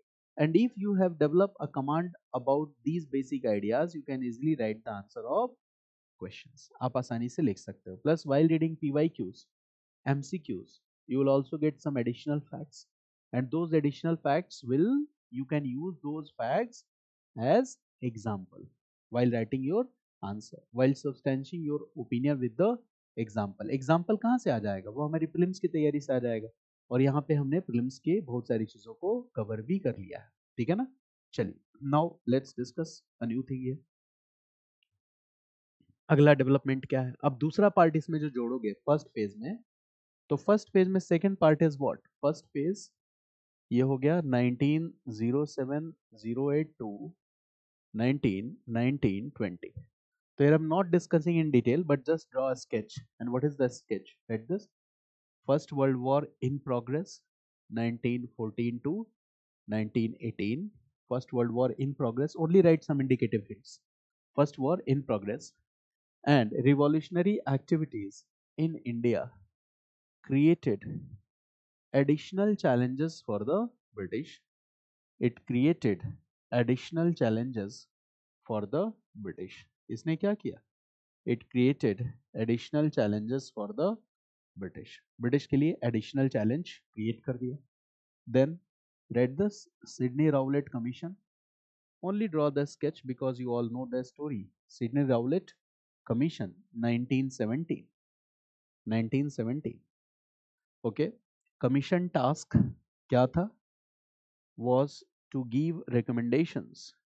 Commission task was to give recommendations on how to curb revolutionary activities in India.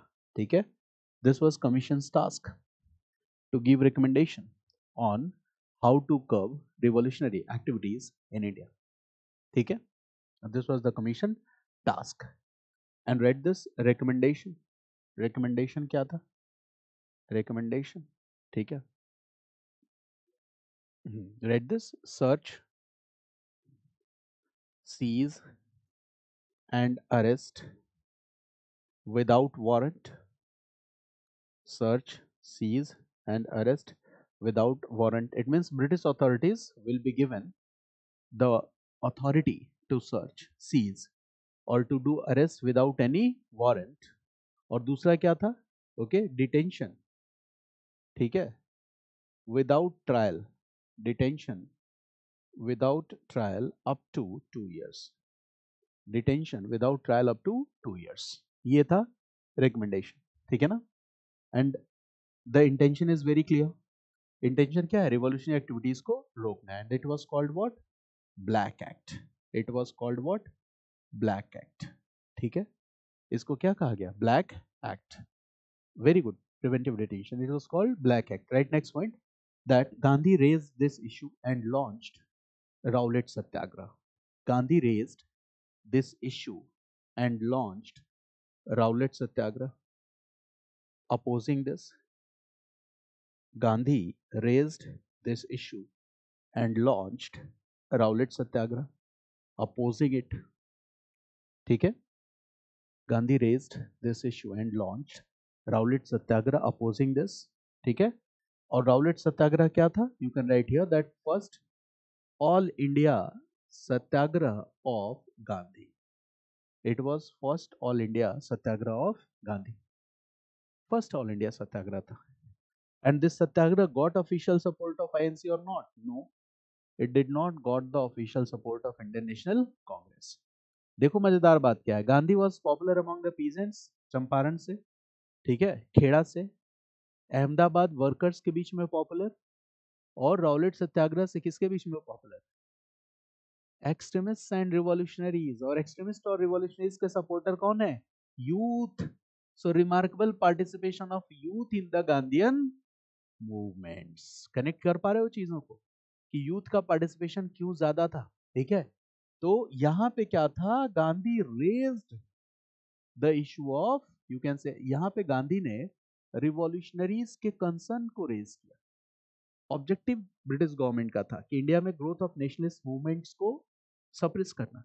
तो Gandhi raise the concern of revolutionaries and in this way write this that when Gandhi starts sanctioning non-cooperation movement 1920 to 22, what will happen? Write this: revolutionary activities will be suspended as a result. Revolutionary activities will be suspended as a result. यहाँ पे revolution activities क्या हो जाएंगी, they will be suspended. Okay, revolutionaries will have faith and confidence in the leadership of Gandhi. Read this. Revolutionaries expressed their faith and confidence, expressed their faith and confidence in the leadership of Gandhi.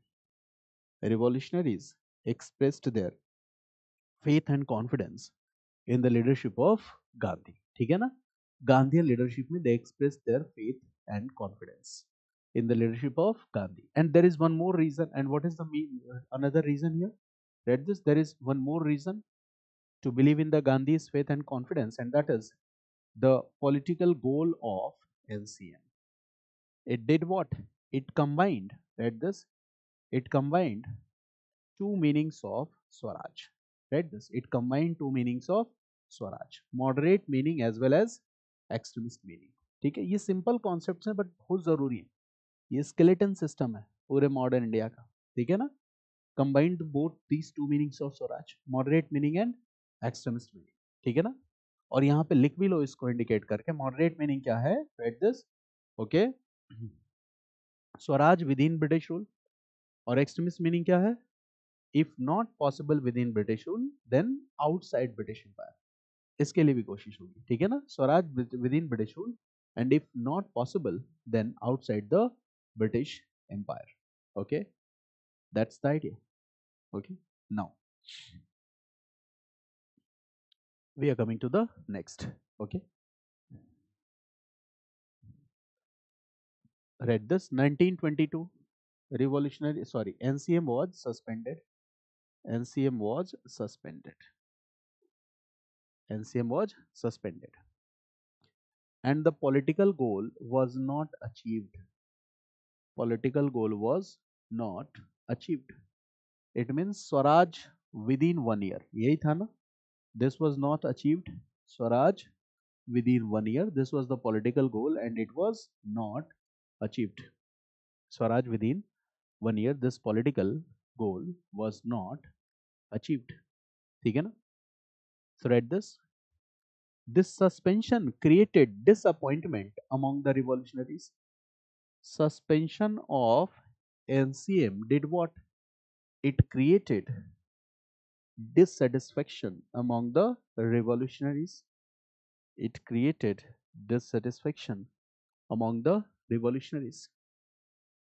It created dissatisfaction among the revolutionaries. अब revolutionists dissatisfied हो गए. अब देखो क्या है, NCM के बाद क्या, what after NCM, what after NCM, ये हमें समझना है. what after NCM. तो पहले तो गांधी की लीडरशिप से जो फेथ एंड कॉन्फिडेंस था वो खत्म हो गया. The faith and confidence in Gandhi's leadership was over. Okay, revolutionaries को लगता था कि अहिंसा से आजादी मिल सकती थी, जो मिली नहीं. तो the faith and confidence in the non violent struggle was over. Non violent struggle was over, ये खत्म. Gandhi was saying what is the alternative. Gandhi ने अल्टरनेटिव दिया. अल्टरनेटिव क्या था, constructive works, and it failed to appease revolutionaries. Constructive works, the idea of constructive works failed to appease revolutionaries. ठीक है, the idea of constructive works failed to appease revolutionaries. और क्या option था, what was the second option? देखो, 1st January 1923 a party was formed. What was the name of the party? Swaraj Party. And Swaraj Party was giving option कि आओ सरकार बनाए, council entry. And they did not believe in this politics of council entry. का क्या बेवकूफी है council entry. ठीक है, अंग्रेज कौन होते हैं हमें काउंसिल इंटर करवाने वाले, पहले उनको आउट करते हैं फिर हम काउंसिल इंटर करेंगे. So write, the second option was, write this, council entry. Write this, the revolutionaries also did not believe, also did not have faith and confidence in the council entry politics of Swarajists. इस पे भी इनका विश्वास नहीं रहा. They also did not have faith and confidence in the council entry politics of Swarajists. They did not have the faith and confidence in the council entry politics of Swarajists. ठीक है, इस पे भी यकीन नहीं रहा. Now what will happen? Okay, अब कहेंगे अब लग रहा है अपनी पुरानी दुकान खोलनी पड़ेगी रिवॉल्यूशनरी एक्टिविटीज वाली. So what will happen? Old revolutionary organizations that were dormant during this time will be revived again. ठीक है? So write third point. Write this. Old revolutionary organizations that were dormant. Old revolutionary organizations that were dormant during NCM will be revived again. ठीक है ना? Old revolutionary organizations that were dormant during NCM, जो NCM के दौरान एकदम silent mode में चली गई थी, that were dormant during NCM will be revived again. दोबारा रिवाइव होंगी.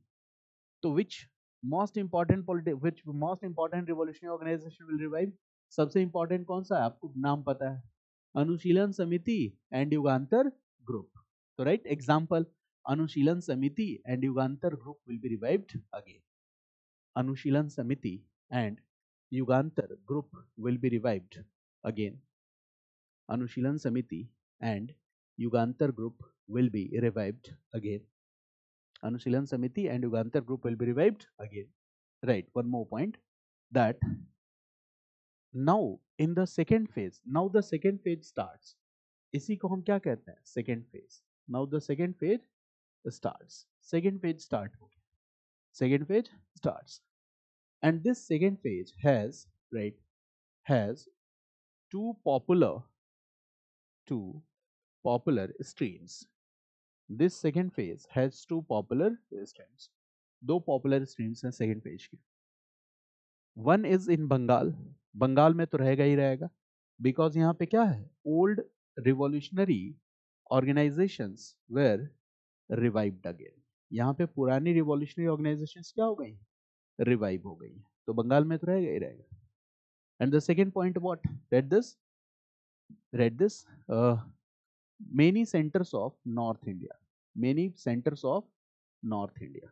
North India के बहुत सारे important centers में भी ये revive होगा. Many centers of North India, जैसे right, यूपी, बिहार, ठीक है, MP, central province, Punjab will be a center, ठीक है, Delhi will be a center, ठीक है, दिल्ली को भी इसमें लिख सकते हो. Okay, got it. But this second phase is different from the first phase. Second phase first phase से क्या है? अलग है. ठीक है, क्यों अलग है? Yes Akash, ask your question.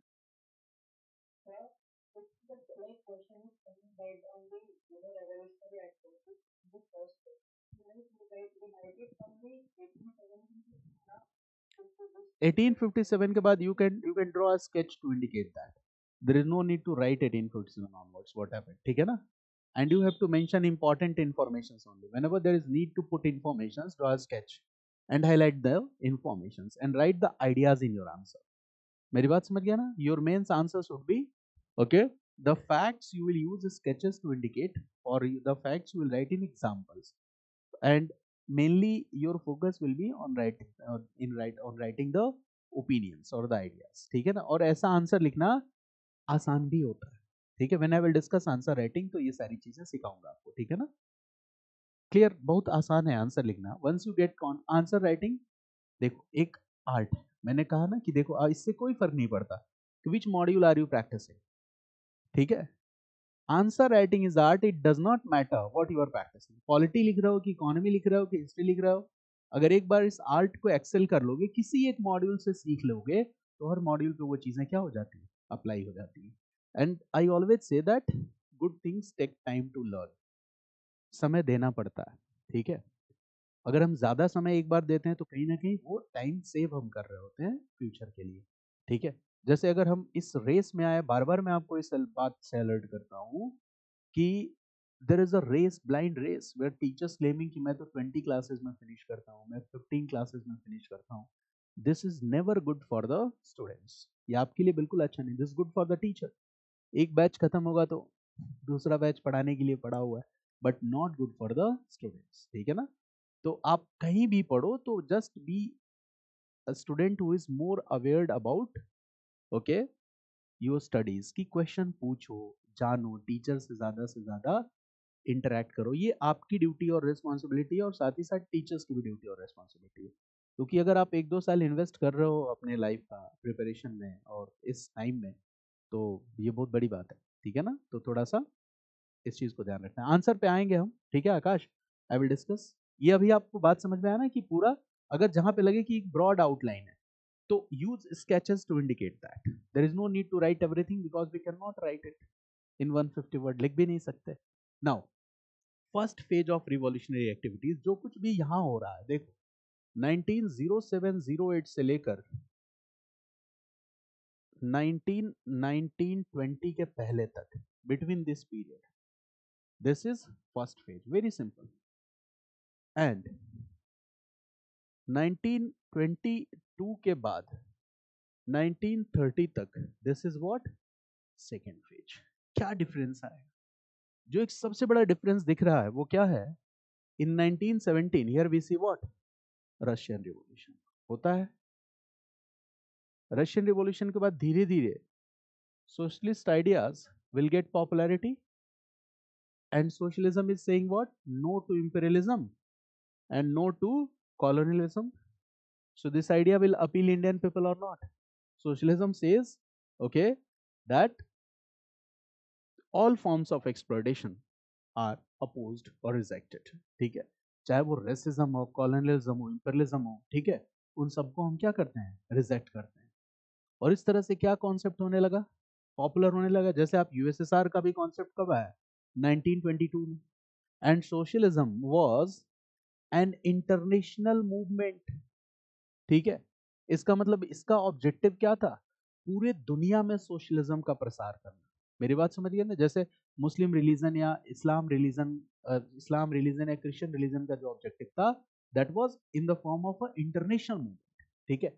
Hindu religion का कभी वैसा अप्रोच नहीं रहा कि हमें इसी तरह से, जो नाजिज्म और फासिज्म है, मैंने बताया आपको, इनका इंटरनेशनल मूवमेंट बनने का कोई इरादा नहीं था, बट सोशलिज्म का था। In world history I have already discussed. तो सोशलिज्म का ऑब्जेक्टिव क्या है? एक्सपेंशन, ठीक है? ज्यादा से ज्यादा इसका इन्फ्लुएंस बढ़ना।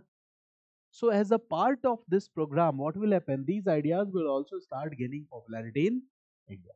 ठीक है? Communist Party of India will be set up. Socialist ideas will start gaining popularity in India. ठीक है? And socialist ideas will just focus on gathering the support of the peasant workers as well as students in India. ठीक है? तो अब यहाँ पे second phase में जो रिवॉल्यूशनरी एक्टिविटीज होगा, उनकी एक खास बात ये होगी कि they are inspired by ideology. Which ideology? Socialist ideology and communist ideology. ये सबसे इंपॉर्टेंट बात है। तो you can write here that write this, second phase of revolutionary activities are different from first phase because here they are supported by ideologies. They are supported by ideologies. They are supported by international movements. They are supported by ideologies. They are supported by international movements. Ideologies are international movements. They are supported by ideologies. They are supported by the international movements. Got it? First phase में एक और stream है जो अभी मैंने आपके साथ discuss नहीं किया है, दैट इज गदर मूवमेंट। ठीक है? गदर आंदोलन सुना है ना आपने? ठीक है? तो वो भी फर्स्ट फेज से जुड़ता है। Okay, so that too I will discuss, but आज की क्लास में इतना ही। रीजन क्या है? This is one part, you will do revision and then in next class I will enter into the second phase, तो आप ज़्यादा बेटर समझ पाओगे। Third class I will enter into the international organisations और उसको हम कनेक्ट करके देखेंगे, ठीक है ना?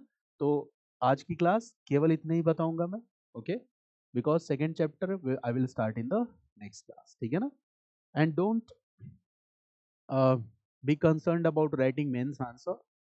एक एक क्वेश्चन में डिस्कस करूंगा। There are so many practice questions also that I will discuss and that too in the classes. One by one we'll do this. After modern India you will get a cap of at least 15 to 20 days and we'll start AMC. On the same time ancient medieval culture start karenge and then we will take 1 hour separately and in that 1 hour we will practice first, okay, mains questions pehle wo target hoga and then we will come to the PYQs, prelims previous year questions, usko karenge and then we'll discuss some model questions and answers, ठीक है ना? और हमारा motive क्या होगा? Mains का answer भी अगर हम डिस्कस करेंगे तो मोटिव ये होगा कि अगर एग्जाम में हमारा सामना किसी ऐसे क्वेश्चन से हो गया जो हमें आता नहीं, उसका आंसर कैसे लिखेंगे, ठीक है।